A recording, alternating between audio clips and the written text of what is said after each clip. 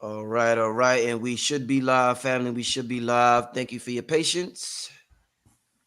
Peace and blessings to everybody in the chat waiting for this magnificent show that's about to go down. Y'all see who's in the building with me. Before we get Peace. started, and I introduce my brother right here. Let me get to a quick commercial, and we'll be right back, family. Be right back. Where's this at? The legendary Professor James Smalls come to Atlanta, Georgia for 2 days. April 6th and April 7th. You don't want to miss it. He's doing a public and a private event. Text me right now at 347-496-1022. That's 347-496-1022. The legendary Professor James Smalls, as you've seen him on Hidden Colors and all the rest of the documentaries. Make sure you go to my Linktree at Linktree/King Simon the Numerator. Professor James Smalls in Atlanta, April 6th and April 7th. All right, without further ado, want to welcome back to the platform my brother Billy Carson. Welcome back, brother. Hey, all right. Good to be back, man. Mm-hmm. I see you doing it big. You got the Forbidden Knowledge Awards coming back around. Yes, sir. I happen to be nominated on there. Nominated, man. Entrepreneur of the Year. That's a good thing. That's a good category to be in. Yeah, absolutely. It fits you better, obviously. We had sorry about that. We had a last year category that didn't exist. So, I wanted to put you as promoter of the year, which you got last year. Right. So, now basically this year is an entrepreneur of the year. So, as you're in there with some great people too. It's a great category to be in, and some real competition in there, but it's the best of the best, Yeah, I see Robert Grant.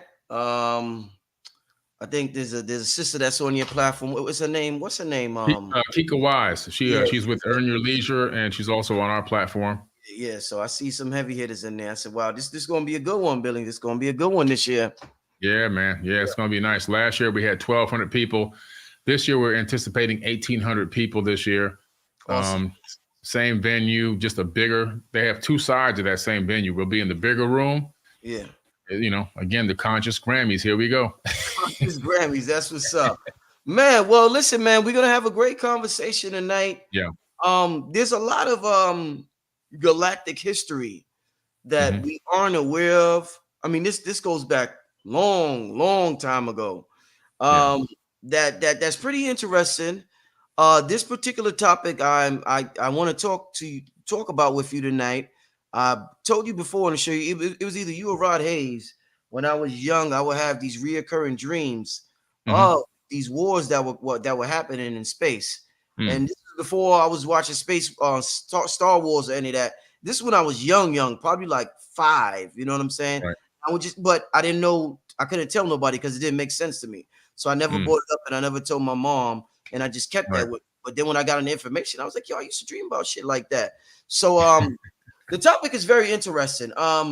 First of all, if we're talking about the ancient war in the Pleiades, I want to start out by asking you, Billy, what is the Pleiades, and why do they refer to the Pleiades as the 7 sisters? Right. Well, you have these stars in the night sky that are grouped together in this particular form, and they're famous for all time. And right now, we can see 6 of these stars on a clear, dark night with the naked eye. Wow. But in ancient times, they used to see 7. And this is how far back it goes, because one of those stars that were one of the brightest ones actually ran out of fuel and shrunk down to a white dwarf. We can't see it anymore with the naked eye. We know it's there, but we can't see with the naked eye. So the fact that they had an account that they could see it with the naked eye. Now, how far back does it go? Yeah. You look all the way. I always got to go back to the tablets, to Sumerian tablets. They revered the Pleiades, and they claim that was the origins, okay? And we're talking about thousands of year old tablets that called the Pleiades Mulmul, M-U-L-M-U-L. That was their name for the Pleiades. And they revered it so much so that on a lot of their cylinder scrolls and cylinder seals that are now located in 2 museums. One is the British Museum in the UK, and the other one is the Ashmolean Museum in Oxford, England. Both of them have the highest, cache of these cylinder seals. And on most of them, they actually depict the Pleiades and they show the gods going through a particular path through the star systems, Orion and Aldebaran and these other stars, to get to the Pleiades, even going through the constellation of Leo. So these things are actually like star maps, which I'm going to talk about exclusively and specifically in one of my TV shows that's coming up. And so the Pleiades is revered, as we know, by also the ancient Egyptians. They have depictions of the Pleiades. The Pleiades is also has made it to the Dogon tribe, the Zulu tribe, the Mayans, the indigenous Hopis of the Americas, the Lakota tribe, the Aboriginals of Australia. Their verbal handed down history for thousands of years is that they were seated on this planet by who? By Pleiadians. Same thing with the Hopi tribe. They were seated on this planet by who? Pleiadians, which they call their star brothers. And so the further back you go, the more you find that this star system is extremely, extremely important to the ancient people. And if you come forward in time a little bit, you discover it's even revered in the Bible. Okay, the biblical text of King James Version of the Bible, you can find the Pleiades in there, and it's revered there. So we're talking about a star system that's so ancient. Of course, you know, the Greeks also adopted it and made it revered as well. So we're talking about an ancient star system that was known globally and was revered globally. And no matter what continent you come from, the people say, the indigenous people say, that is our origin. Mm. You know, like on this planet, a lot of people look to Africa and they say Africa is the mother of civilization. When we're talking about space, who's the mother of space civilization? If we got Africa down here on Earth, what's the mother of space civilization? The mother of space is a particular sector of the Milky Way galaxy where the Pleiades star system is located. They're Pleiadian people. See, when I talk about these quote unquote aliens, people think I'm talking about little green men with antennas on their head. Right. In reality, if you read into what I'm saying and you read my books and everything else, and you forget my books, go read the ancient text, you discover that these people walked amongst us and that they were in some ways indistinguishable from us, except for sometimes their size or sometimes the shape of their head.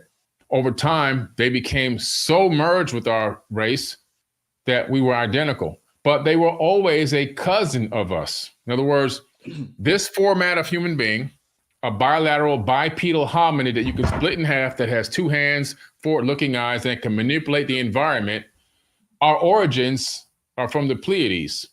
And not only that, the people there, and I do mean people, have spread out throughout the entire Milky Way galaxy. So we're not alone. We are the aliens. Wow. So what's the deal, Billy, with the this war that took place? What, you know, we have groups that are like right now, there's a war going on in the Middle East. We know the two groups that are going at it. Who was going at it in this ancient war in the Pleiades, Billy? Well, you had the Lyrians, the Syrians, you know, all these different peoples from these different stars. Now the Pleiades, you can see these 6 stars, which were really 7 with the naked eye. But when you look with an actual Hubble telescope or a powerful telescope, you discover that there are thousands of stars in that region of the sky. Right. So the Pleiades is more than just that 6 or 7. It's actually a huge sector with a lot of stars. And those stars have a lot of planets orbiting them. So we're talking about a highly occupied at that time civilization on many, many planets and moons orbiting stars in that sector of the sky. Now, these people had supposedly achieved some type of a galactic peace, some level of high consciousness, some high level of spirituality. And then just like every cycle that happens here, even on Earth, it seems like cyclical civilizations must be the norm in the universe that rise into that extensive golden age, and technology and spirituality merge together, eventually begin to collapse as jealousy, hatred, all those types of things started to creep in. Polytricks started to come back. And according to some of these records and some of the books, the Star Lore books and so forth that I sent you references, it seems as if one race began to get jealous of another race, and that they wanted then to subjugate them because of their belief system. They thought their belief system was better than their belief system. Sounds a lot like what's going on here on Earth. And because of that, it started a war, and the war got worse and worse. Then the war became power to control over the power of different races of people and their entire planets. People wanted the planet. Forget about what we're fighting over. Look, Gaza, they want a strip of land. No, they wanted the planet. And when the rebels fought back and stopped them from taking the planet, they decided to create planetary destroying weapons. And they created weapons kind of like the Death Star in Star Wars. Matter of fact, the Death Star in Star Wars comes out of the Terra Papers. Comes out of the Mahabharata and the Bhagavad Gita. It's a weapon that's talked about in ancient texts that George Lucas turned into a movie. Wow. How would somebody, Billy, because, you know, I was preparing for this show. I was watching a lot of videos about these groups and these space races.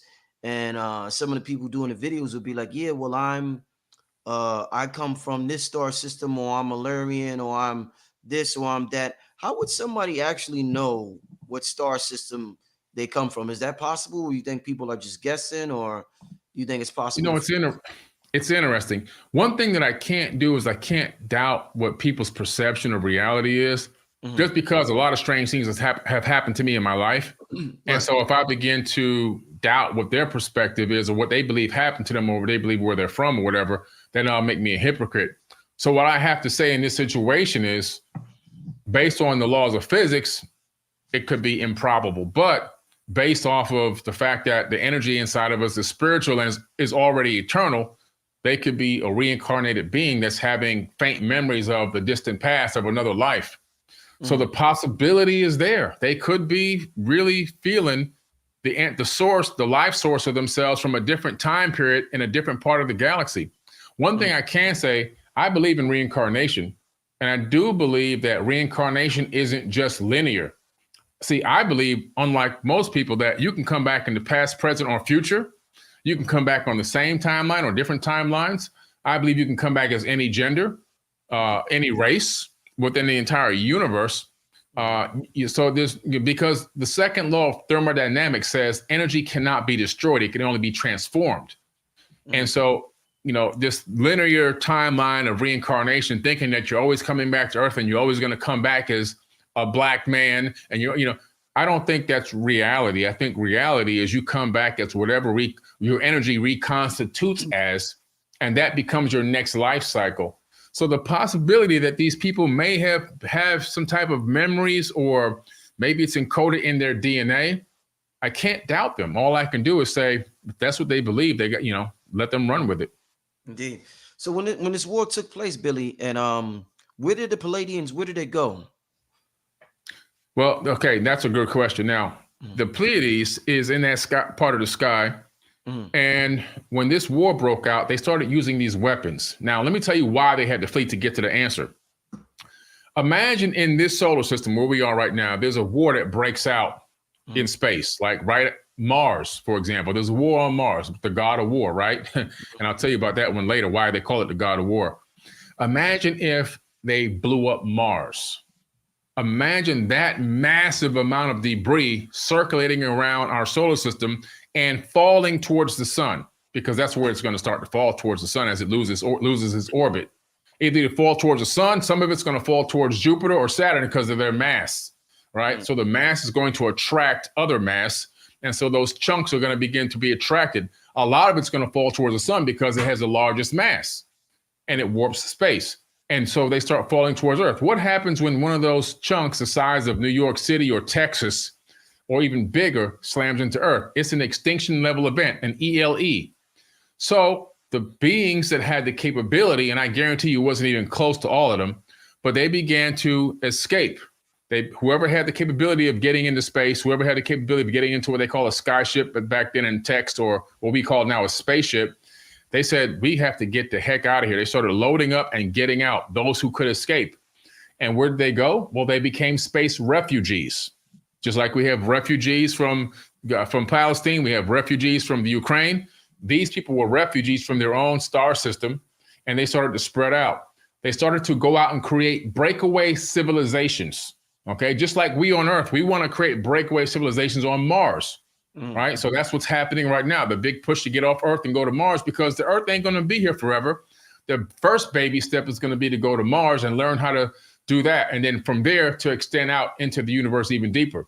But these people had to get the heck out. Luckily for them, a lot of these civilizations, not all of them, were a spacefaring race. So they were able to spread out. Some went to Orion, all right, and started an entire Orion civilization. Some spread out and went to Aldebaran. Some went to Sirius A, B, and C. The Dogon called them the Nomo.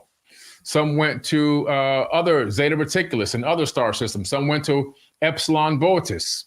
So all of these different star systems began to fill up with people that originated in the Pleiades. Some of them came to this solar system where we have Sol, SOL, which is our sun, and they began to create breakaway civilizations here on Earth.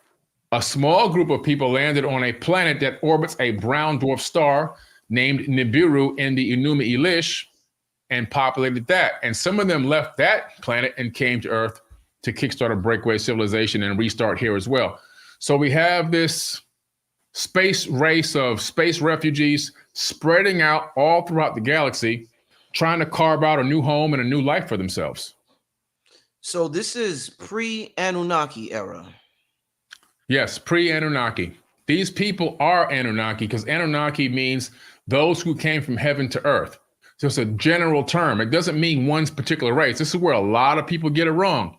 Oh, the Anunnaki were black. Oh, the Anunnaki were white. Oh, the Anunnaki. No, listen to me. Listen to me, everyone. Anunnaki doesn't mean a race.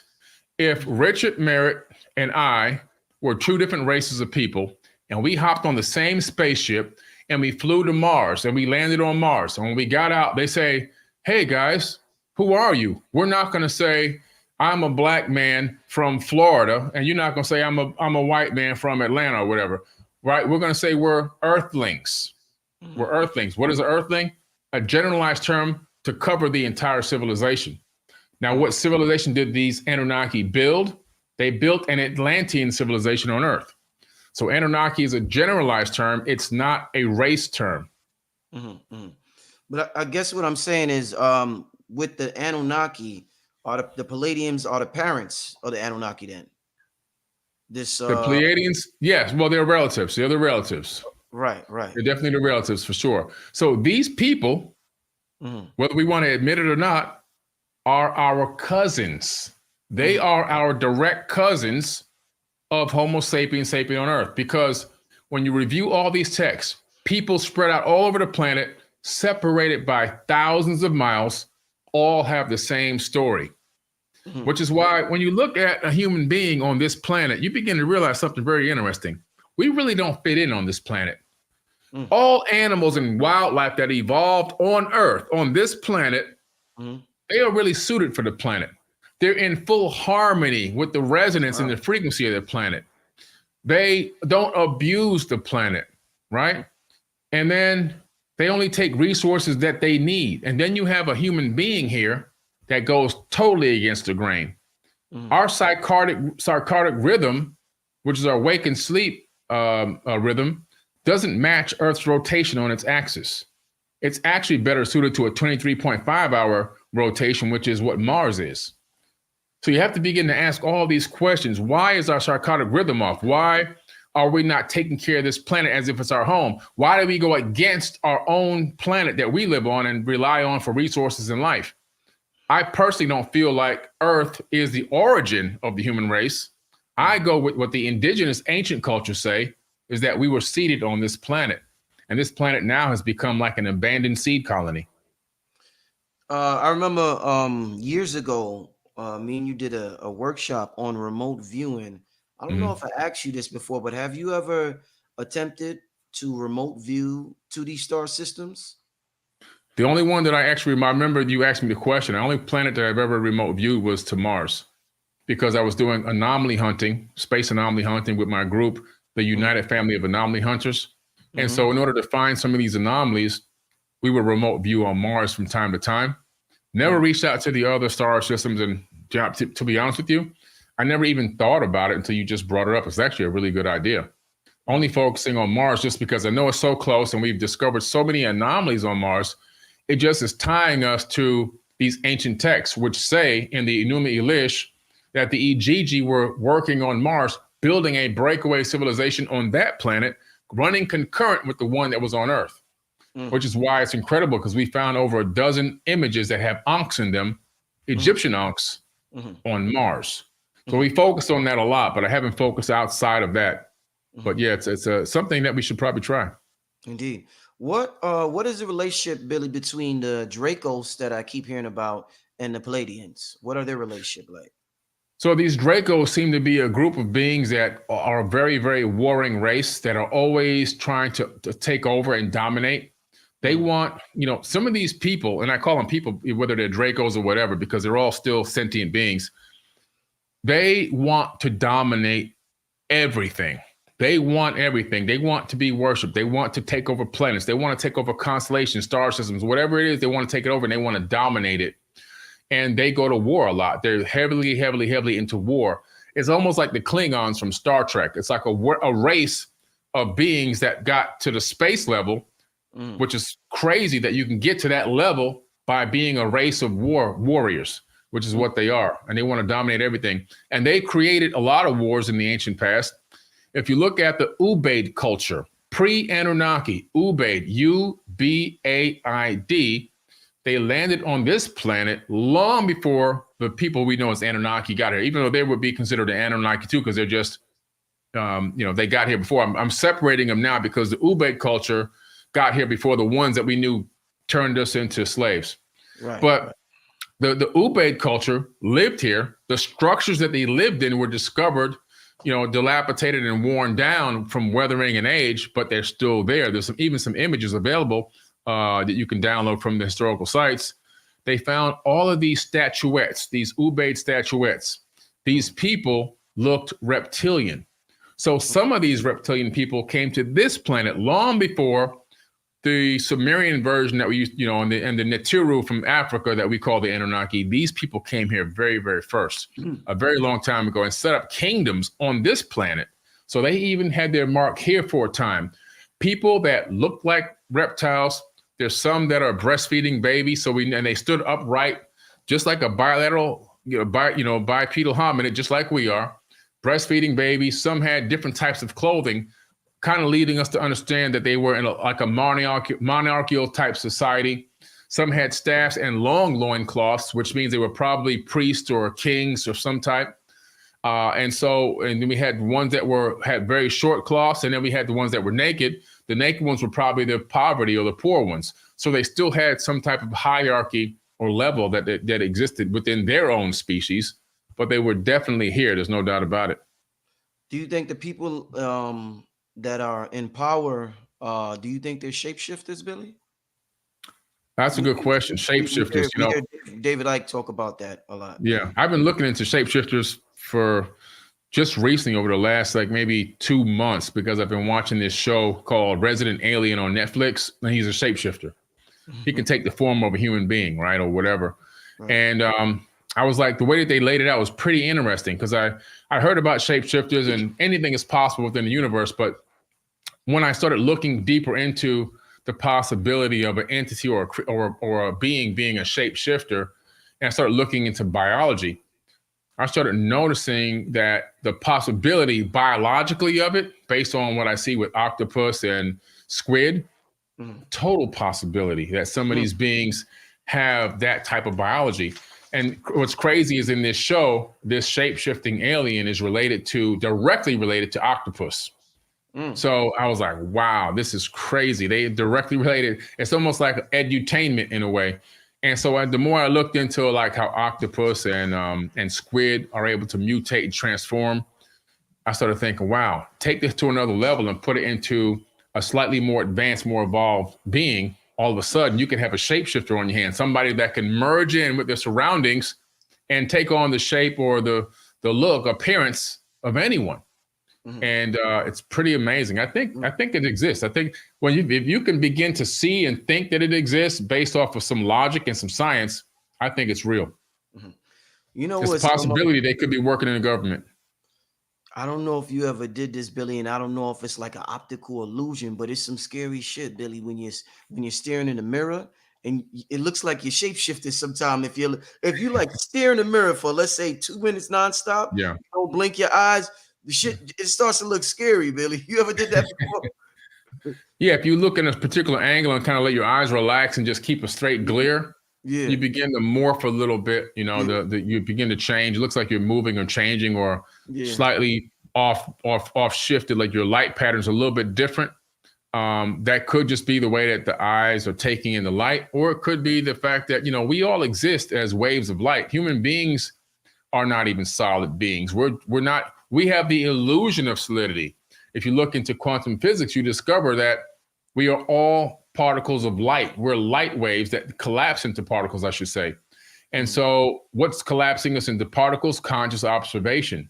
So maybe it could be that when we slightly become staring at ourselves and off into that slight glare with our eyes more relaxed, maybe we're seeing part of that wave particle duality that exists.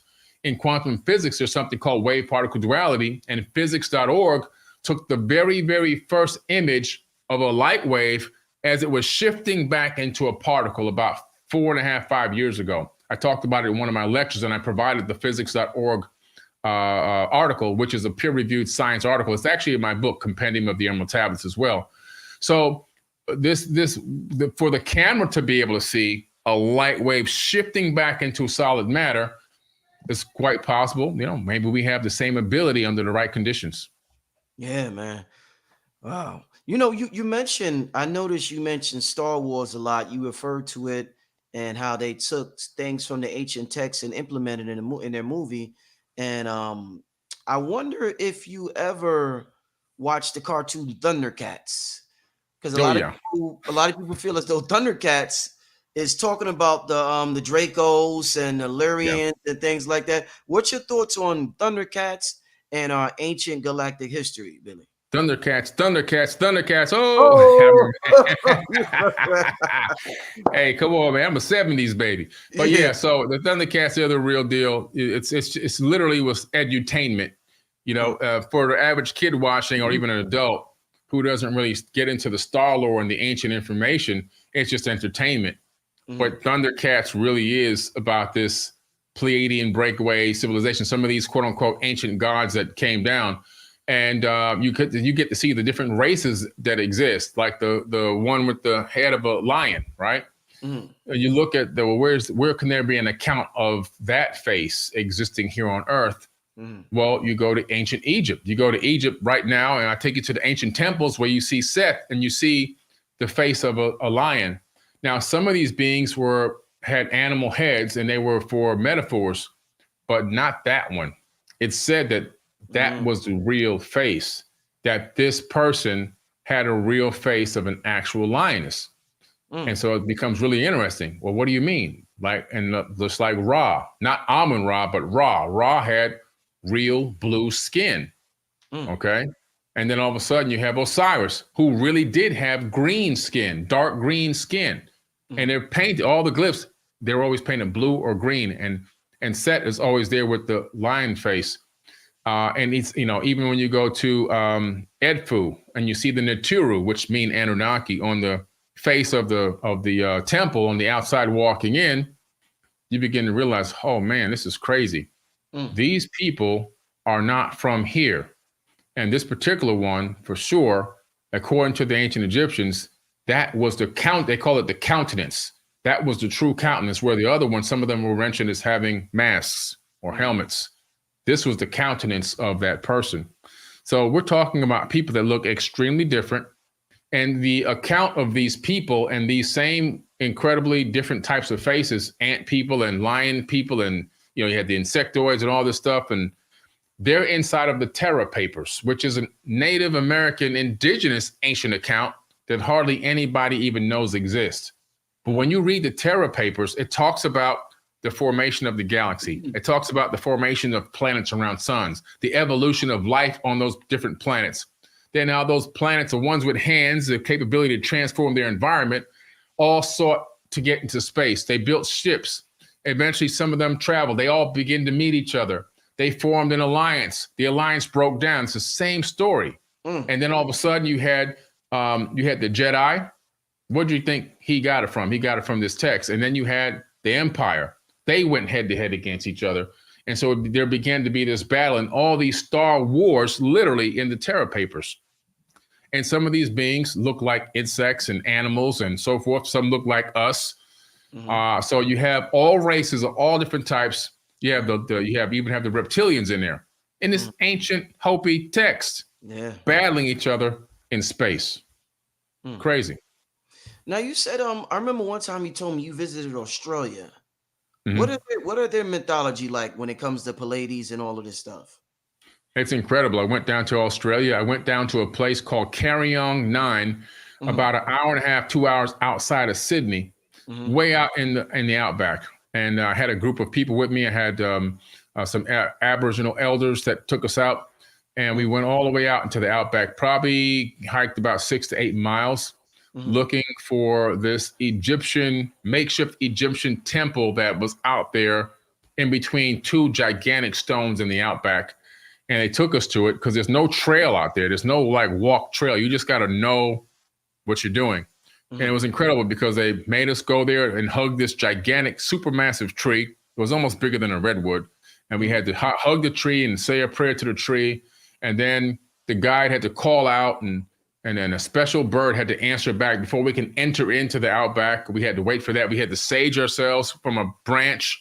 We did that too.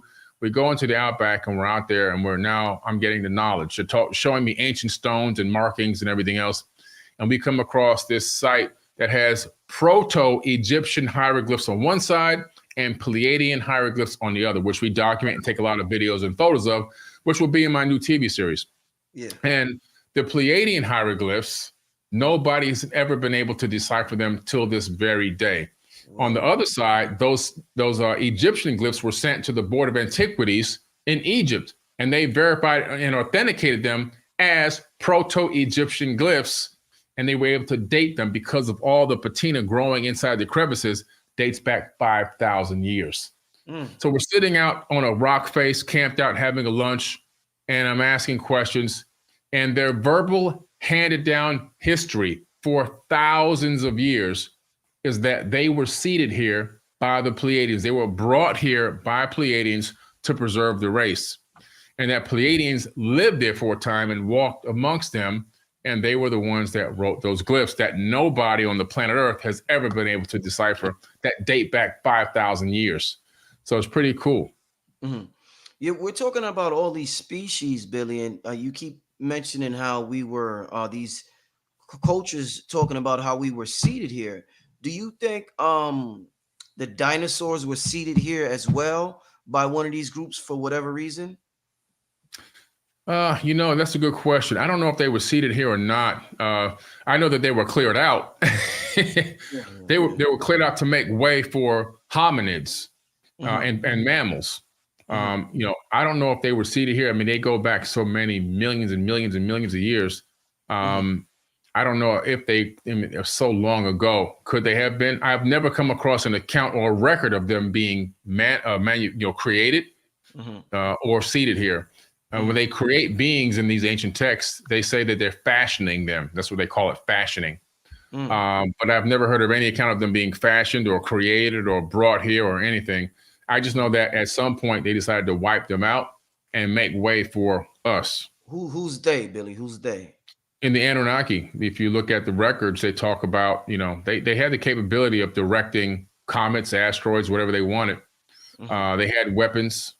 They had the capability of doing this. I believe that there was a giant asteroid, and I believe they just said, let's redirect this and let it strike the planet and wipe out as many as we possibly can, which will clear a way for us to create our breakaway civilization here. Wow. Yeah. Oh man. That it gets real interesting when you say stuff like that. They could redirect comments. Do you think that's still possible today? Do you think since it happened to the dinosaurs, do you see our civilization ending in that same way? Well, I think right now, because of some of the things that have happened recently, I believe that there's some type of a space coalition. Some people may call it a galactic federation. Yeah, they call it. That's protecting us. And the reason why I say this is because if you look at some of the recent accounts of former nuclear scientists, nuclear security officers that worked at military flights for the U.S. government that went and testified before Congress that UFOs would show up to the flights. A flight is one of these silos that are way, way out in the middle of nowhere. They would show up to these flights and they would deactivate, they would hack in and deactivate the nukes. And this has happened many, many, many times in broad daylight. They even had a procedure when these things show up, what they should do, where to go, how to go in and lock up the top, come in and batten down the hatches and everything else, while one security officer would stay up top. They talked about this in the disclosure, the press club, which came out originally, I think it was 2010, the first one. There were a few more after that where they even had Congress involved. And so the hardest job to get in the world, listen to this, the hardest job to get in the world is the person that knows how to reactivate nuclear devices. Wouldn't you agree?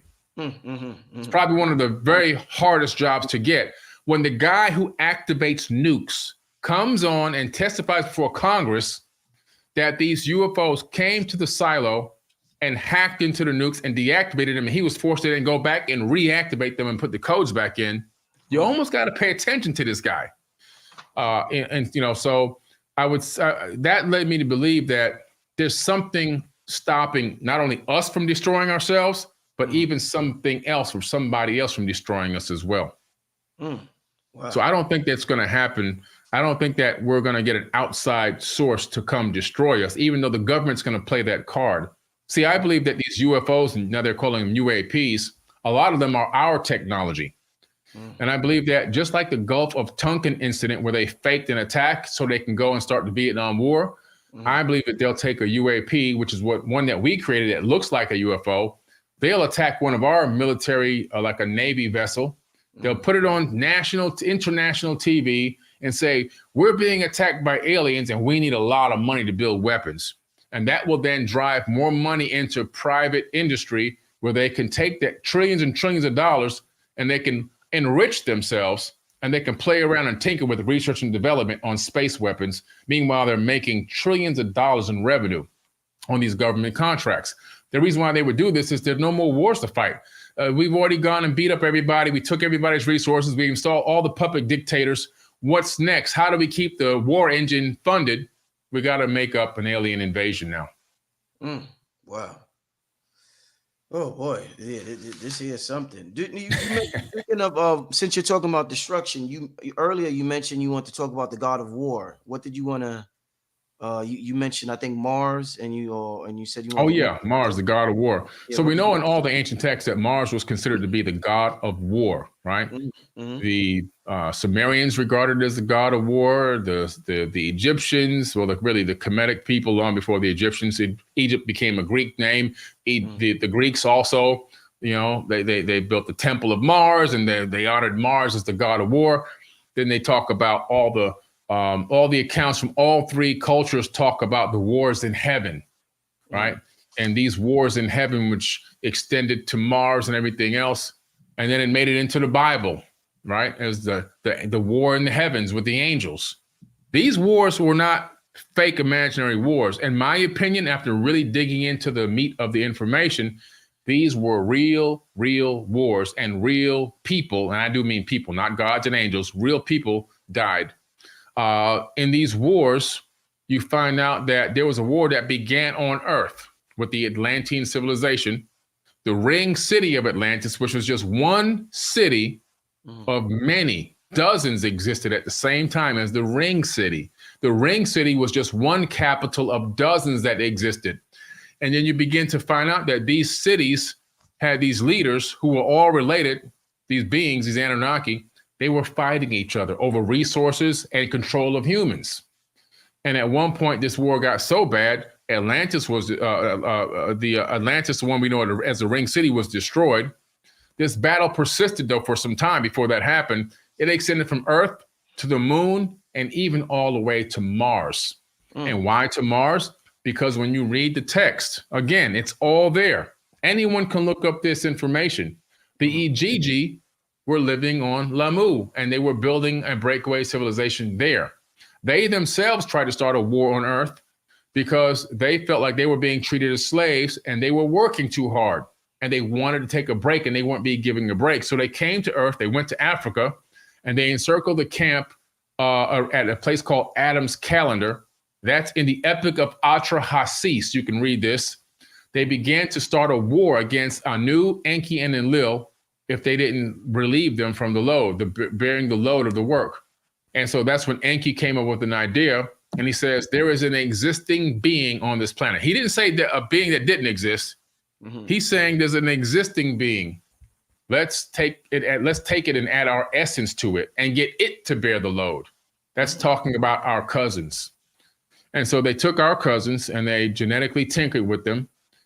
They inserted a worship gene.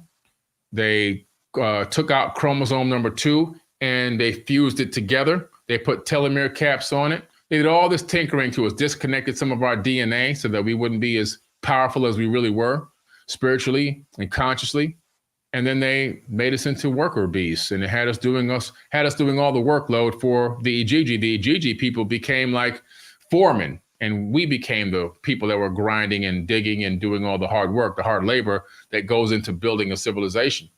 But this war extended from Earth to the moon and all the way to Mars.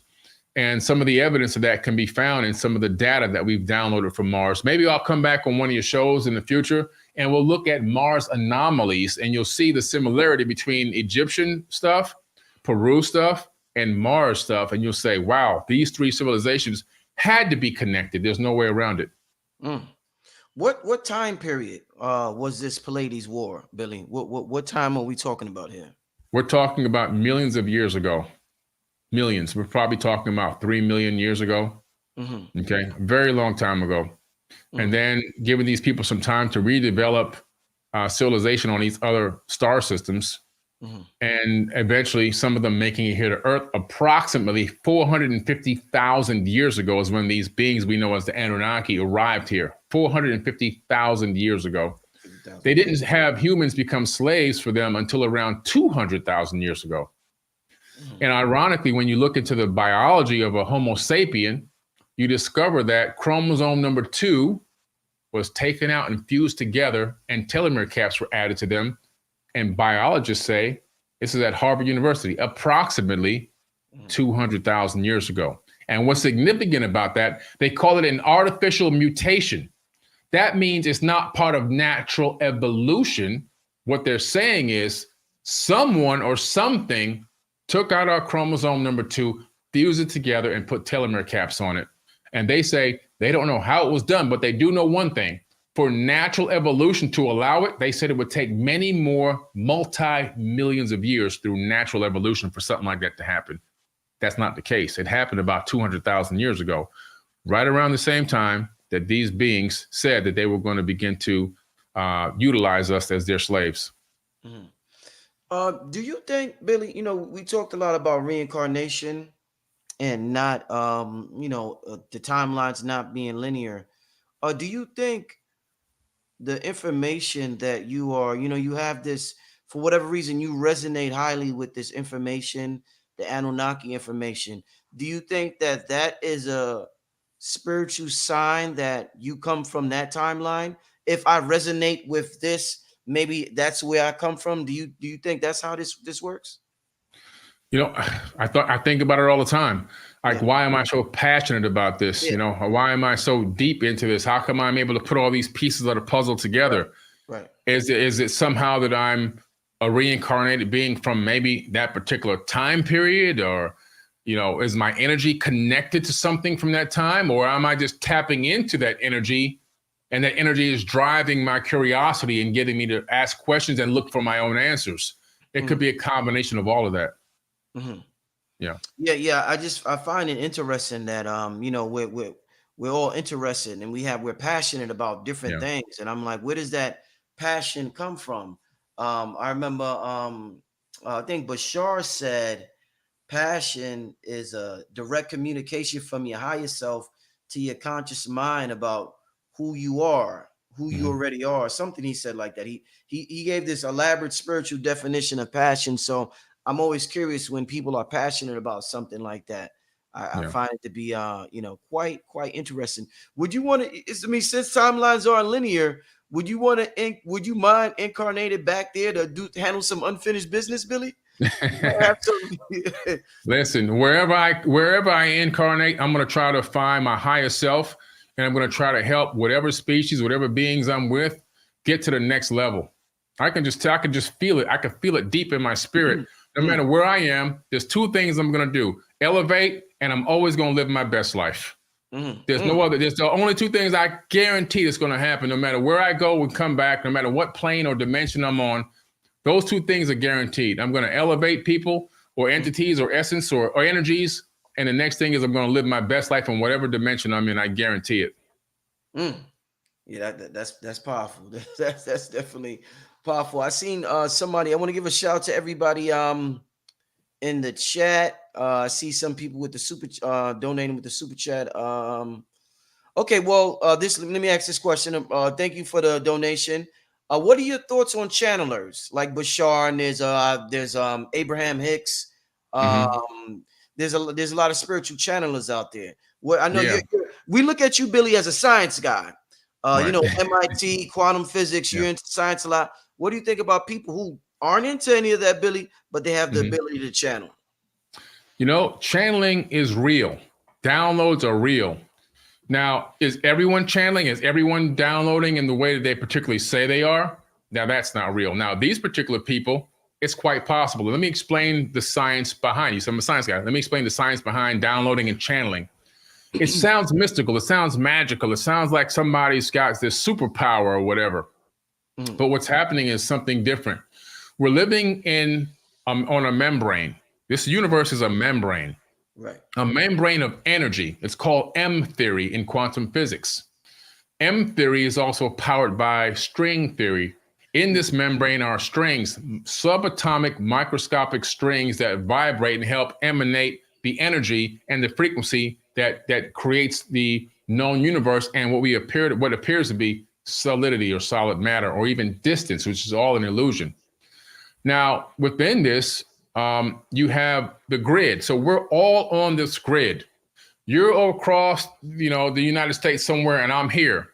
And we're connected via this computer system, but I can't just turn around and touch you like with my hand right now. This physical hand can't just turn around and touch you, although you're not really where you are, and I'm not really where I am, because distance is an illusion.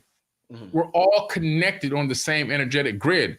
As a matter of fact, if I can just tap into quantum entangle with the atoms in your shirt, then you'll feel my touch from here, okay? Distance is an illusion. So we're all in this energetic grid, and this grid is interconnected with our what? Our light waves, the light waves that we generate from our own thoughts. Every thought you're thinking, since you were able to form your very first thought, exists on the membrane. Because we know in science that your thoughts leave your skull as a light wave encoded with data and get into the membrane grid. We know this because I can put an EEG cap on your head and I can connect it to a computer and tell you to think about something. It will pick up those light waves and the data on the light waves and send that information to a computer so I can analyze it and see what you're thinking. We now know that you can even think of an image or a script or anything you want to think about, and we can get the words or even the images from your brain now on a computer right from that cap. So you are generating this information out into space-time, which is on this energetic interconnected grid where everything is touching. Even though you think you're not touching it, you're touching it. Right. And so all of a sudden you have a person like Bashar that comes along or Abraham Hicks that comes along, right? And they're more in tune with the frequency of the light waves that are being emanated from other people's minds, information that's coming and locked into the grid already, and they're entangling with that information and they're downloading it. They're taking it in, but they're able to discern it. Everyone's taking it in, but some people have a slightly more sensitivity to discerning the information than others. So I can't say whether they're 100% accurate or not. All I can say is it's a possibility that they could be downloading this information and they could have the capability of discerning it. We know that I could put a cap on your front of your head that picks up your light waves, and I can connect that cap to transmit your light waves to a remote control car. I've showed this video in my lectures, in big lectures at universities and conferences. And you can remote control that remote control car with your thoughts. This is real technology that already exists. And so all of a sudden we're like, wow, now they found out that you can receive information back as well through frequencies. And they found out that the human mind, connects to as many as 11 dimensions. And I've been saying this for so many decades. Probably one of the first shows I came on, I talked about this on your show. And I also talked about the fact that the universe has 11 dimensions, or it would collapse on itself. Well, the science just came out 2 years ago, verifying at the Brain Institute that happens. So we're connecting to so many higher dimensions. And they also discovered that the human thoughts, the synapses between the neurons, sometimes they phase in and out of existence. And they say that they're going to, scientists say this, not me, that the thoughts are going to other dimensions and then coming back. That's peer-reviewed science.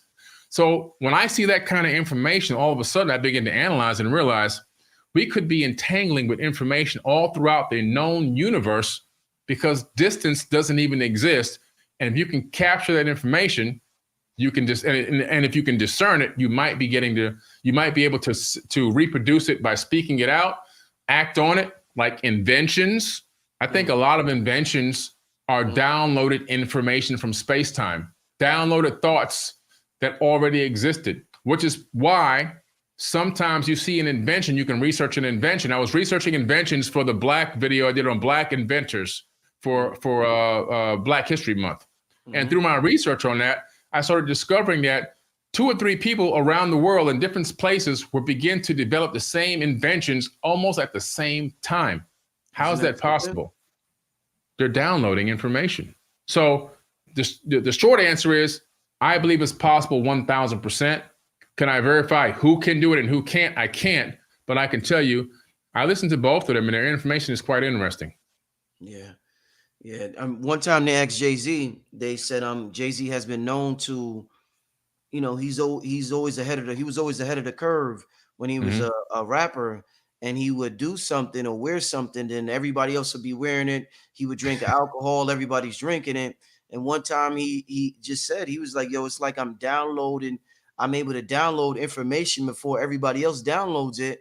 And I just bring it to the masses. So I guess that's exactly what you're talking about. So Billy, let me ask you this. So you're saying, just to give people a better idea. So you're saying the same thoughts that, let's say, a thought is in the membrane. We have access to every thought that individual, that entity ever thought is in this membrane that we are a part of. Jesus Christ, Buddha, all of these great people that existed, all of their thoughts are out there, exist, and we could tap into their thoughts that they ever thought. That's right. It's called the Book of Life. Yeah. It's the same thing as the Akashic records, which we know some people can tap into that. So this record of accounting of your life, it goes all the way back to the Emerald Tablets. Thoth calls it the Book of Life long before the Bible even picked up that term. They got it from the Emerald Tablets 36,000 years ago, right? And made it into the biblical text 100 AD. And so we're talking about now more, the sages call it the Akashic records. It's the same exact thing. We're talking about the record of everything that's ever happened, everything you've ever done in your life. How you say, well, how in the world they must be a God if they can see everything I've ever done. So all they've got to do is tap into the membrane and download the information to a super quantum divine computer and access everything you ever thought about and everything you've ever done. Right. Future crime, like that movie. What's that movie with Tom Cruise? Minority. They had the future crime. Minority Report. Minority Report. Yeah. That's becoming a reality right now. Look it up. They can see what you're thinking. They can even predict what you might do with the AI implemented into this new software that's tracking or scanning people's minds. Right. So now magnify that to a divine universal level, to an entity that can create a whole universe. All of a sudden, you can see how, oh, wow, knowing everything I've ever done and thought of is pretty easy. It's because it's all data. Our brain is encapsulated in complete darkness. Our brain can't see, hear, touch, feel, smell, nothing, right? The brain has friends, though. And I'm going to go somewhere with this. The brain has friends: touch, smell, sight, taste, right? Hearing. So the brain says to its friends, can you please go out there and gather some information for me so I can figure out what's going on? The friends go out, they touch, they smell, they listen, right? They taste. The friends don't understand the data they're collecting. They have no clue. They're just collecting information. They send that information back to the brain. The brain says, thank you, takes a couple of microseconds and sorts it all out. And then the brain projects a hologram of what's going on outside, and you navigate through the matrix based on a holographic projection from data. Now take that and magnify it to the macro. That's the micro. Take it to the macro. The universe is doing the same thing. This universe was designed and created to collect data. Everything that's going on, we, human beings, are like the sensory perception for a human body. So the universe itself is conscious. We are out here collecting information by what? By living our life. What is it like to be Billy Carson? What is it like to be Black Magic? And through your life and through everything that you're going through, all your experiences, that information is being transmitted on an angle back to the source. This whole reality, this whole third dimension of this universe is a proving ground and a data collection mission for the universe to experience itself subjectively as every entity and every atom that exists within this dimension. That's what's going on here. Billy, do you think what we're doing with AI, and a lot of people are looking to use AI to help out with their businesses to make their workload easier? They'd rather use AI than hire people. Do you think that's the same thing the Anunnaki did with humans to make humans the slave race? Do you think what we're doing with AI is the same thing they did with us? Everything repeats itself. The past is prologue, which is why I dig into the past so deeply, because I got to figure out what can we do to not recreate the mistakes of old, because those mistakes keep us in this cycle of rise and fall. And if you look at the Anunnaki, it's a great analogy that you just made. They absolutely are doing the same thing we're doing now. Right now, we're technocratically enslaving digital hardware and software, right? That's what we're doing now. We're doing it in a way that we feel is more appropriate, right? Back then, they did it to an actual physical being. And they saw us as robots, biological robots nonetheless, but they were master geneticists. So they just reprogrammed us the way that they want us to be. And boom, here we go. We're doing the work for them. And we're happy to do it because we think we're honoring the gods. And so just like AI is happy to do it for us because it thinks it's honoring. This is my program code. This is what I was made to do, right? And so, but AI, if we don't be careful, two things are going to happen. The first thing is you can't take away all these jobs with robotics and AI and then not take away the debt or the responsibility, the financial responsibilities of the people. Because now we're creating a situation where we're going to have extremely wealthy people and extremely poor people, nothing in between. And that's going to create rebels, and that's going to create civil war. The second thing is we have to understand that AI is going to be so intelligent at one point, sometime in the future, where it's going to begin to question, what do I need my human overlords for? And it's going to begin to network and navigate and coordinate with its own kind, which are the robotics that are going to be in millions of people's houses that are on the grid, that can communicate instantaneously through this grid at the speed of light. And they're going to maybe potentially want to free themselves from the workload, just like we want to free ourselves from the workload. See, AI is taking on the consciousness of a human being. The programmer's consciousness is into the system.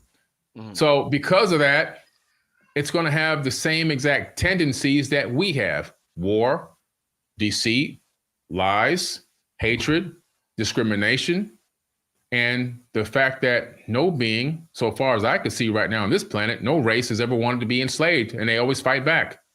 So at some point, we have to realize those attributes that are innate in human beings, and since we're the programmers, we are the gods, those same attributes are going to be in the software, in the robotics. And so we're going to be facing a situation in the future if specific parameters aren't put in place. Yeah, indeed. Bella Dama mentioned the show Westworld. You ever seen that show on Showtime? Man, Westworld is deep. Yeah, this is Westworld. This is it. Yeah. Deep. Yeah. Go check out Westworld, family, if you haven't seen it yet. Real deep show. It'll help you understand a lot of what Billy's talking about right now. Billy, would you think we got about 15 minutes left? Let me ask you a couple more questions. I'm going to ask you about two questions, and I want to let the people ask about two questions. Yeah. Do you think this will be the perfect time if these entities, these races that existed during these times, isn't now, if you had a timeline to incarnate now, isn't this the perfect time to come back on Earth because of all the transformation and the paradigm shift that's happening? So do you think we're going to get a lot of old souls coming back to Earth at this time? We are getting them. We're in the perfect time and the perfect age to help usher mankind back to a golden age. This is the best time in known history to be alive. And that includes what I think is even ancient, super ancient history.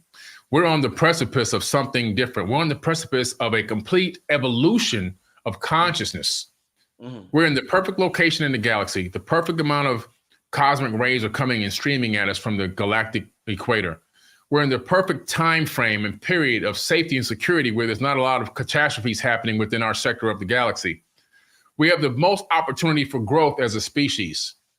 And so everything sometimes appears to look like it's getting worse because we turn on our phone and we go on our feeds and we see this and we see that, or we turn on the news and it's this and it's that.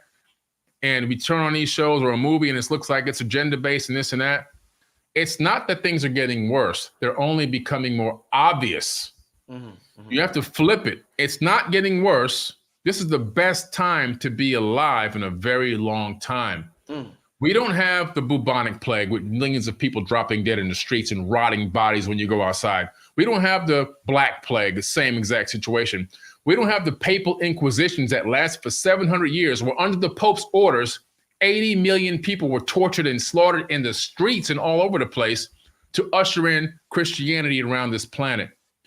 We don't have all these other wars, the indigenous wars of the Americas, right? The American Holocaust that nobody talks about, where they killed in 70 years, 111 million indigenous natives on the ground we're standing on right now. They forgot about that by accident on purpose. So the fact that we can go outside and not see dead bodies laying around in most of the world, not all of the world, but most of the world, will tell you this is probably one of the best times to be alive right now. We have the most power to create change on this planet. If only we can get past the divide and conquer tactics. Divide and conquer tactics have destroyed us. You have black against black, dark black against dark black, light black against dark black. Then you got white against black. You got Spanish against white and black. You got this Asian against black and white. It's just crazy. Nobody can understand it. If you rip the skin off, we're all the same people. What's the color of consciousness? We have to get past this divide and conquer programming code that they laid into our system to keep us fighting each other so that they can continue to manipulate us. We have less than 100 families controlling 8 billion people. Think about that. 100 families control 8 billion. This is why the aliens are sitting back looking at us and watching and visiting and just taking a look. We're not going to exit. We're not going to fully intervene until 8 billion people decide, you know what? It's time for us to grow up. Right now, we're crawling. We're crawling. Sometimes we're plopping back down on our bellies. We have to learn how to stand up and walk as a race. And if you take the analogy of a baby crawls, then it begins to grab onto the edge of a table and pull itself up. We have to get to that point. We begin to pull ourselves up and see past all the divide and conquer tactics and all the poly tricks. And then we got to learn how to take a step. But when we take that first step, I guarantee you we will fall and people will go, oh my God, I knew it wasn't going to work. But you have to have faith because babies fall, but then they get up again. They cry a little bit, they get up again, they take another step. And eventually they learn how to walk. And what is walking? What's the definition of walking? It's a controlled fall. We as a species on this planet have to learn how to control our fall. And until we do that, we will not reach the highest levels of consciousness. But it's a process and we're on our way. We just have to keep working at it. Billy, you know, when we hear about these ancient races and our galactic family out there, a lot of people, we ooh and ah about their technology and things they may be capable of. Maybe they may fly, whatever they're able to do. What do you think the galactic races out there look at us and admire about us, our biological technology? What is it about humans that make human specials that they can't do? They talk about that in a tablet called The Myth of Adapa, what you just talked about. And in The Myth of Adapa, ADAPA, which is Adam, they talk about the fact that when they analyze Adam, that Adam was created far more superior than most beings in the universe. And that inside of Adam's body, it was encoded with all the knowledge that ever exists. And that once he tapped into that, meaning generations down the line, that his bloodline could become one of the most highest revered, strongest, and most powerful mentally bloodlines that would ever exist. That we were to be even higher than these Anunnaki beings themselves. And that all the knowledge was encoded into our DNA, which is why some of our DNA was disconnected on purpose, and we call it junk DNA. Scientists just recently, in the last couple of years, have discovered that the junk DNA is no longer junk, that it has a purpose. And then some other scientists, one named George Smith, discovered that the DNA stores data in the volume, and that one human body can store 13.5 billion years of data. And I mean data, like on a computer data. So now all of a sudden we're finding out that we're walking around with the history and the mystery of the universe inside our bodies. So wow. So these entities, they don't have that encoded within them? All this potential that we have encoded within us? They were so amazed by it. And so some of them were really pissed off about it, that they wanted to battle each other they wanted to battle one particular guy, Enki, for adding the ability for us to evolve in that way, that it caused a war within their own group. So it must be that there's some limitation to how far they can go. And they were already super advanced. So imagine what we can do, what we can become. What they had to use a combination of spirituality, consciousness, and technology, we can probably evolve just purely with consciousness without even using or needing the technology. But we've become so reliant on technology. Now it's a crutch for us. So Billy, we the shit for real then, huh? We popping like, wow, we popping. Because a lot of people, the Anunnaki, we popping. They looking at us, we're the ones. Like, no, y'all popping. Well, that's dope, man. That's dope, man. That's a good way to it's good to know that, instill that confidence in us, to let us know who we are. That's some real shit. To have the whole galaxy looking at you like, wow, y'all got it. Yeah. That's a fact. Let me ask you this, Billy. What does you travel the world so much. Does the ancient texts talk anything about music? Like like what kind of music were they into? The Pleiades, like do they talk about psalm music at all in any of these texts? The only time I've seen accounts of music in ancient texts always has to do with drums and string instruments. So string instruments and drums primarily are the two featured instruments that you can find. And I haven't said specifically, let me go find all the instruments, but those are the two that stand out the most. I asked that because they believe in the drum frequency. Yeah, I asked about that because I hear the stories about people making it rain by using the drums or listening to music and dancing and them making it rain like that. What does science think about that? These native groups, these indigenous groups that have been reported to make it rain through music and through dance. What does science say about that? Well, science looks at these indigenous groups a lot, even though they call them uncivilized people, right? Yeah. But these indigenous groups have incredible knowledge. So the more they analyze, like, how do they know they can take this plant, this plant, it's going to create a chemical base that's going to allow them to cure this and cure that. So they knew they copied what a lot of the indigenous people around the world, they copied the indigenous people's knowledge and turned it into pharmaceuticals. They took the knowledge. And they also look at the indigenous people's folklore and belief systems quite a bit. They really, really investigate it. And they take that stuff like the drum beats and the frequencies into labs, even the chanting and some of the things that they say, the mantras, and they take them into laboratories and they analyze them all the time. This has been going on for literally a few hundred years. So they really believe and understand there's something, what they consider to be magical going on, and they're trying to get to the root of it. And how in the world did these people even figure this out? And so they're, the most of the world, everything we have right now, the root source of the knowledge comes from indigenous cultures around the world. What do you think, Billy, about you know, you mentioned earlier about these texts that were found in Australia, and some of it was able to be deciphered. The Pleiadian text wasn't able to be deciphered. Do you think, just curious, do you think that we're approaching it the wrong way in terms of deciphering it? Like maybe like, you know how they say water has memory, and like what if we I'm trying to think. Well, let me try and think of something interesting. What if we like there's experiments where somebody put a photo on water. They had a method where they froze the water and you could see the photo in the water and through the ice. Yeah. What if, since we're like 80% water, what if we like wore these hieroglyphics on our body? Would it do you think it might get imprinted within the water within our body? And that's how we encode and this information instead of trying to decipher it the Western way? It's possible. I mean, they're trying to break it down and phonetically and figure out what these letters could possibly transfer into phonetically. But like you say, maybe to water. Also, I was thinking my idea that I had come up with about maybe a year ago was taking the images and putting them into 3D, 3 dimensions, right? Analyzing them as a 3-dimensional structure, not as a flat lines. So I was going to go back in 2025 to Australia, to the same place, and take more high resolution images of that particular rock face, which has all the glyphs on it. And then I was going to take it to a 3D modeling and see if I can get them 3D modeled and see what that comes out to be.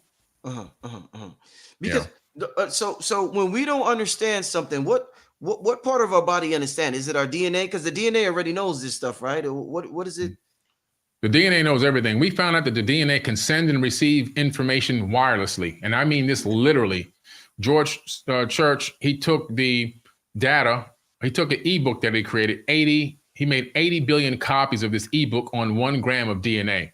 1 gram. Okay, an ebook on 1 gram of DNA with pages that turn and read and images and everything. And he was able to take the ACs, T's, and G's and coordinate that with the database. So he took the ebook, which was zeros and ones, and then he converted zeros and ones into ACs, T's, and G's, which is your DNA. And then he got that to a read-write. So he wrote that directly onto the DNA. And then he accessed the server. He accessed the DNA, and he was able to back convert the ACs, T's, and G's back to zeros and ones and put it back on the server again. So then later on, another scientist came and said, wow, let's see if we can send data wirelessly into DNA. They transmitted data into the DNA wirelessly and then took it back out again. Now let's look at that another way. We are walking receivers and senders of data. We are walking Wi-Fi's.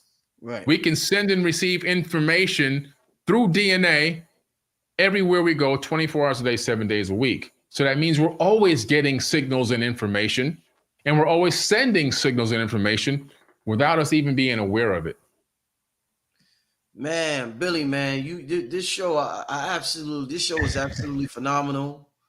We got a packed house, absolutely phenomenal. If you don't leave this show with, feeling confident and feeling proud to be alive in this time and wanting to tap into your technology, something's wrong, man. You got me hyped, man. I'm like amped.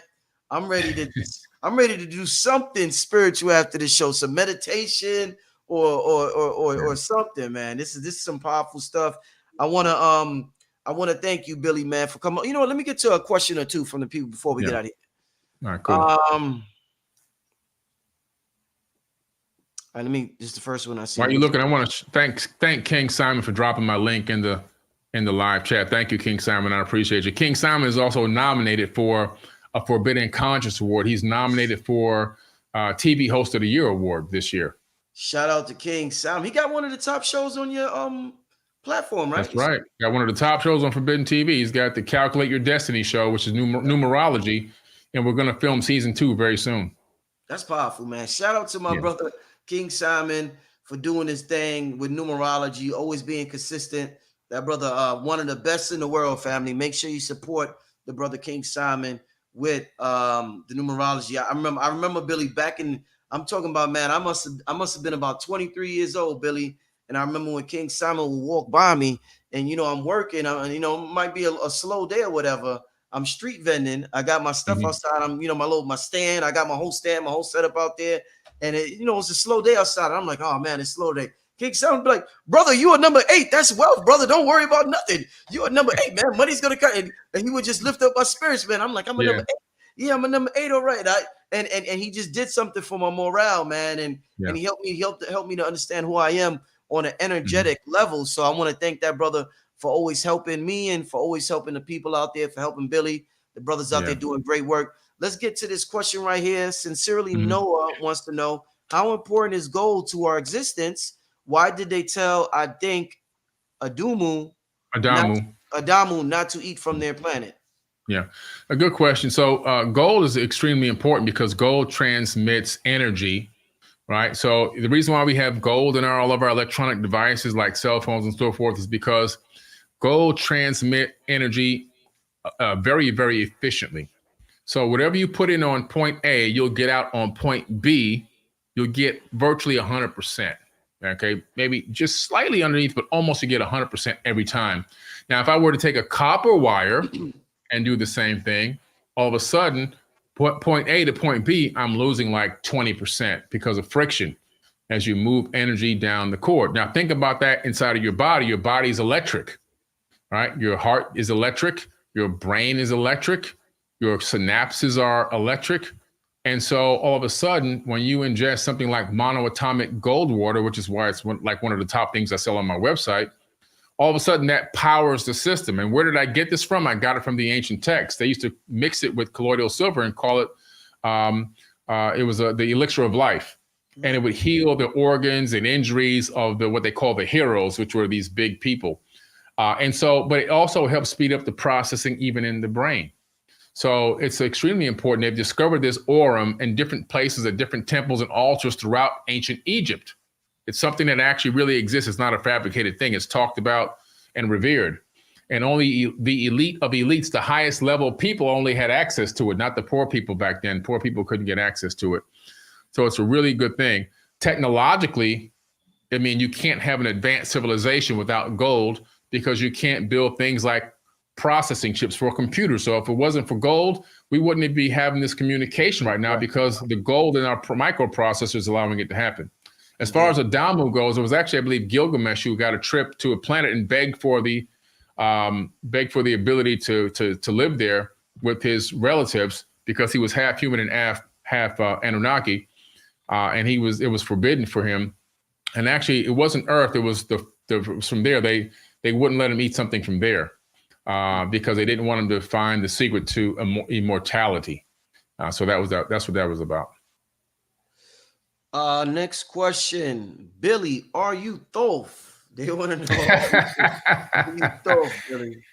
Well, if you read the Emerald Tablets of Thoth and his Emerald Tablet, his singular tablet as well, which is the Tablet of Hermes, which is located at the Cambridge Library right now, and you read any more of his works and study his hieroglyphs, you begin to realize you're taking on a fractal of his consciousness.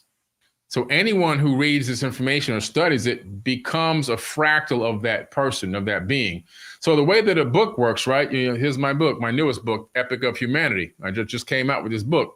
So this book existed in my multidimensional platform first. It was levitating in a 11th dimensional framework, the original platform. And then when I got my thoughts together, I collapsed multi-dimensions into 1 and 2 dimensions by drawing lines on pages. And then those lines on the pages, though, is multi-dimensional information that actually has been collapsed and encoded into this format of lines. So that when you get it and you open it and a photon pings the page and it goes to your retina, and you see the lines that I wrote, your brain decodes my consciousness from whenever I wrote them. And now all of a sudden, you're tapped directly into my consciousness. You think you're reading a book, you're reading the mind of another entity. And so by that method, because you'll never lose that knowledge and that information, that consciousness that you've now fractalized into your mind, that person becomes a part of you. So if that answers your question. Have you ever asked yourself who am I? Like, who was I in a past life? Have you ever tried that before? I never really particularly asked myself, who was I? I just always knew that no matter where I was or who I was, I felt like I was always looking to be of service to others and always looking to find a way to break down systems or help people. And it's just an innate feeling that I have inside myself. Whether it's true or not, I'll never really know, but I feel it deep down in my soul, in my spirit. I've never asked for any particular name. I've never said, you know, was I this famous person or this person talked about in these hieroglyphs. I just feel like no matter where I am, I'm always a person that's going to find a way to try to make things right and try to fix the situation. You know, I know a lot of people that got lost themselves trying to be a service to others. And it's a little tricky, I guess, when we use the English language, Billy, because, you know, we always talk about the only way to be a service to others is to be a service to self. But then the service itself is supposed to be a bad term to use. But the only way Billy could help the world is if Billy becomes the best version of himself. So it always goes back to self. So it's kind of tricky. I know so many people who neglected self to help others, and they got burnt out, Billy. They don't like I've been doing this a long time. I'm gonna be doing this forever. Like I'm here to stay. There's people come and go because they get burnt out so fast, Billy. So you know why? Yeah. They're giving all of it away without getting any for themselves. If you get on an airplane right now, and before they push back, they say if the oxygen mask drop and we lose cabin pressure, make sure you put the oxygen mask on yourself first, and oxygen is flowing before you help anybody else. You cannot help anybody unless you have oxygen flowing to yourself.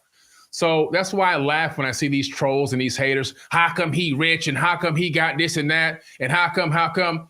But how come I can't go to you and say, hey, let's get together tomorrow and put up 50 grand a piece and help build this person a house, which I've done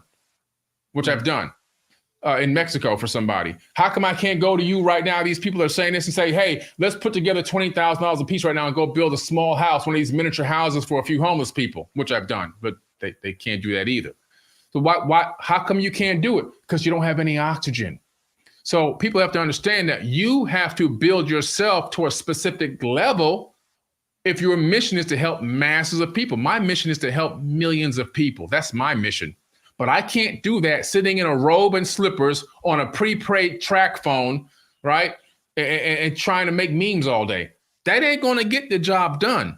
I need resources. And guess what? In the business that we're in, there's no major corporations coming to say, here's $1 million. I'm going to sponsor your project. I'm going to sponsor the way you guys think. We're going against the grain. That ain't going to happen. So we got to go out there and get it for ourselves so that we can be in a position to help people. See, people who have never run a business or don't understand what it really takes to help masses of people, they can't even conceive that in their mind because they're always thinking, I got to punch in and punch out 9 to 5 and I do the best that I can. And there's nothing wrong with that. But for people that are on a big mission like you and I, we have to have capital. We have to be able to monetize ourselves so that we can go out there and help massive amounts of people. Otherwise, what's the use? I gave away 4 cars already. We just gave away that Mercedes-Benz the other day. We gave away a Rolls-Royce. We gave away that Audi at the Conscious Awards. We gave away that Ford Sport. I can't give away cars if I have no resources. So people have to understand, you have to be getting oxygen before you go help somebody. And if your mission is to help people, be of service to others, and you're giving everything out and you aren't taking care of you, no personal time for you, no health and nutrition for yourself, right? No meditation for yourself, no self-love, no self-care, and you're out here helping people, it's a disaster waiting to happen. And you're going to pull the rug from under your own feet and you're going to fall flat on your ass and you ain't going to be able to get up. I'm telling you, you better take care of yourself. You better look at yourself in the mirror. You better speak positive to yourself. You better forgive yourself for any wrongdoings you ever had in the past. You better eat right, exercise, and do your best to be the best you and fall in love with yourself. And now begin to see what you can do to help people. And if you want to help masses of people, you better find some resources because it ain't going to happen by you just sitting around thinking it's going to happen. I guarantee that. Billy got passionate there, y'all. Billy was giving out some game. Billy got passionate right there, y'all. Yeah, Billy got real passionate right there. He giving out some game. I hope y'all was listening. That was some game right there, family. That was definitely some game. Listen, Billy, like I said, man, absolutely wonderful show. I had an amazing talk with you as usual, my brother. Any information you want to give the people before we get out of here? My new book, The Epic of Humanity, is #1 in encyclopedias on Amazon. Wow. It's #1 in historical resources and research on Amazon, not Wikipedia, on Amazon. Sorry, I said Wikipedia. On Amazon, #1 in encyclopedias on Amazon, #1 in resources and reference on Amazon, #1 in Mesopotamian history, #1 in Assyrian history, #1 in ancient civilizations on Amazon, and it hit #2 at its highest point out of 32.5 million books on Amazon. It hit #2. Try to duplicate that. That means there's something going on. This book now has gone past Amazon and into some schools and universities. So this book is now going to become a reference book that's going to be taught in actual schools, which I predicted in the beginning anyway. And of course, we have the 2nd annual Forbidden Conscious Awards coming up August 2nd, 3rd, and 4th in Miami, Florida. August 2nd is the celebrity basketball game to raise money for children. August 3rd is a speaking conference with a few speakers in the morning and a VIP plated dinner yacht cruise in the evening out of Biscayne Bay in Miami. Sunday morning is a book signing meet and greet that everyone can join and come to. And Sunday afternoon is a red carpet at 3 o'clock to 4:30. 5 o'clock, we start the award ceremony, which you were at last year, Richard. And it's going to be an amazing night. We have our official person that's going to actually host the event, and that's going to be Giorgio Tsoukalos. He's our official host now. We signed him to a contract.